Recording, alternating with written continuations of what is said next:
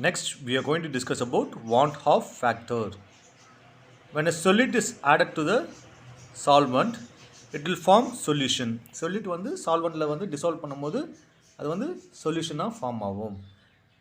solid வந்து ஒன்று என்ன நடக்கும்னா dissociation நடக்கும், association நடக்கும். Dissociation means the number of particle increases, then it is called as dissociation. Dissociation பிரித்து தான் dissociation. அப்போது பிரியும் போது sodium chloride, example sodium chloride, sodium குளோரைட்லேருந்து பிரிஞ்சு Na ப்ளஸ்ஸும் Cl மைனஸ் அயான்ஸும் வரும். அப்படி ஃபார்ம் ஆகும்போது நம்பர் ஆஃப் பார்ட்டிகல்ஸ் வந்து இன்க்ரீஸ் ஆகும். அப்போது கால்குலேட்டட் மோலார் மாஸ் வந்து decreases. Next association. Association means joining. Join ஆகும்போது நம்பர் ஆஃப் பார்ட்டிகல்ஸ் வந்து டிக்ரீஸ் ஆகும். Example 2 moles of acetic acid வந்து என்ன ஆகுதுன்னா ஜாயின் ஆகுது. Join to form a dimeric structure. அப்போது calculated molar mass will increases. Number of particle dissociation and association is responsible for variation of molar mass. Number of particles வந்து dissociate ஆகுதும் number of particles வந்து associate ஆகுதும் எதை பொறுத்து இருக்குன்னா variation of molar mass. Variation means difference in molar mass. The extension of dissociation and association of the solid particle is quantified by a factor called van 't Hoff factor. Extension means expansion of dissociation and association of a solid particle is quantified. Quantified means measured. Dissociation and association எப்படி measure பண்ணாங்கன்னா by a factor called van 't Hoff factor. Number of particle dissociation and associated is responsible for a variation of molar mass. Number of particle dissociated. Dissociated na பிரியுது. Okay. number of particle associated. Associated means joining. எது ரெஸ்பான்சிபிளாக இருக்குன்னா variation of molar mass. Variation means difference in molar mass. To quantify. Quantify means to measure the quantity of association and dissociation of the solid in a solution. Van 't Hoff introduced a term called I. Here I is nothing but van 't Hoff factor. Van 't Hoff factor is defined as a ratio of actual molar mass to the abnormal or calculated molar mass of the solute. I is nothing but van 't Hoff factor is equal to the normal molar mass, normal or actual molar mass divided by observed or abnormal molar mass. Normal or actual molar mass are also called as theoretical molar mass. Observed or abnormal molar mass are called as experimental molar mass. I is equal to observed qualitative property divided by calculated qualitative property. Degree of dissociation or association can be related by the van 't Hoff factor. Degree of dissociation or association எதை கூட relate பண்ணாங்கன்னா van 't Hoff factor ஐ கூட relate பண்ணுறாங்க. இது வந்து degree of dissociation.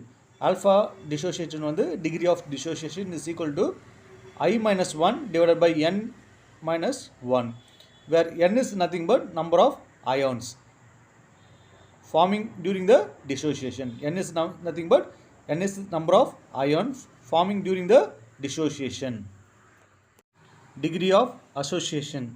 Alpha association is equal to 1 minus I into n divided by n minus 1, where n is nothing but number of solute involving association.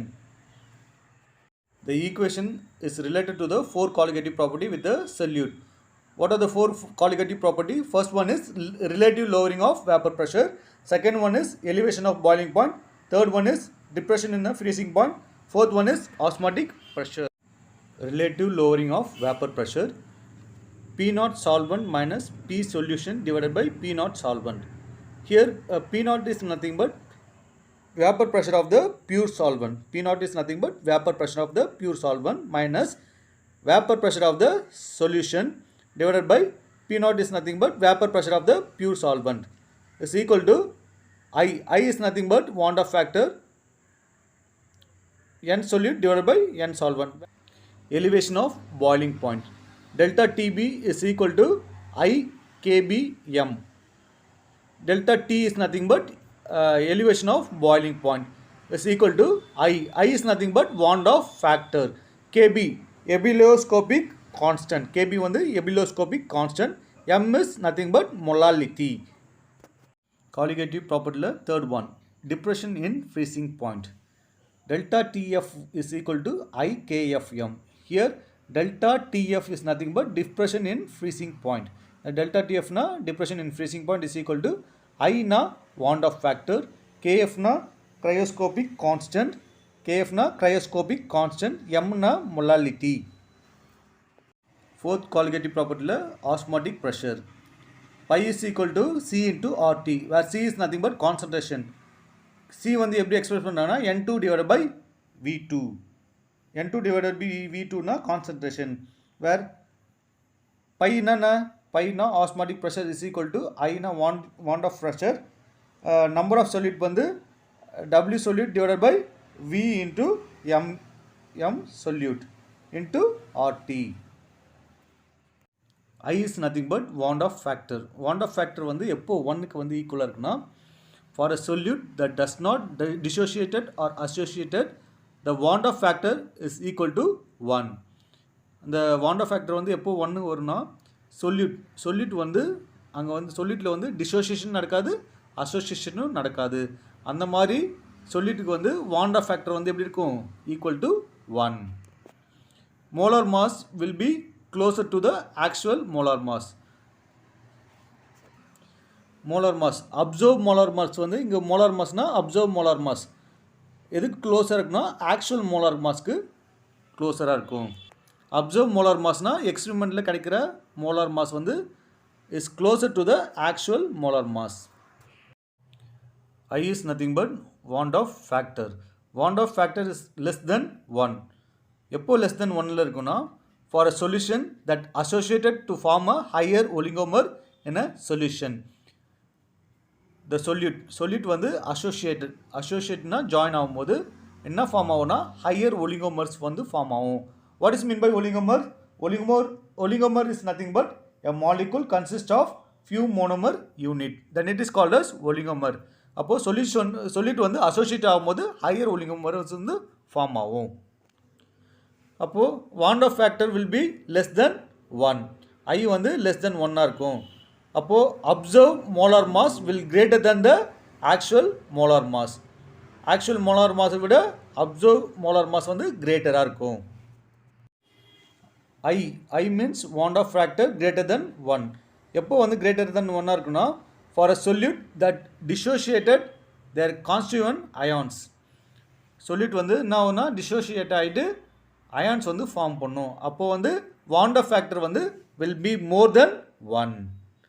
I வந்து Van der factor எப்போ வந்து greater than 1 விட greater இருக்குன்னா, solute வந்து dissociate ஆகிட்டு constituent ions வந்து form பண்ணும். ionsனா positive and negative charge. NaCl example, NaCl வந்து dissociate ஆகிட்டு Na ப்ளஸும் Cl மைனஸ் ஆச்சுன்னா அது வந்து dissociated. அப்படி ஆகும்போது observed molar mass will be lesser than normal molar mass. Observe molar mass வந்து எக்ஸ்பெரிமெண்ட்டில் கிடைக்கிற மோலார் மாஸ் தான் அப்சர்வ் மோலார் மாஸ். எப்படி இருக்குன்னா லெஸ்ஸராக இருக்கும். எதை கம்பேர் பண்ணும்போதுனா நார்மல் மோலார் மாஸ் கம்பேர் பண்ணும்போது அப்சர்வ் மோலார் மாஸ் வந்து லெஸ்ஸராக இருக்கும்.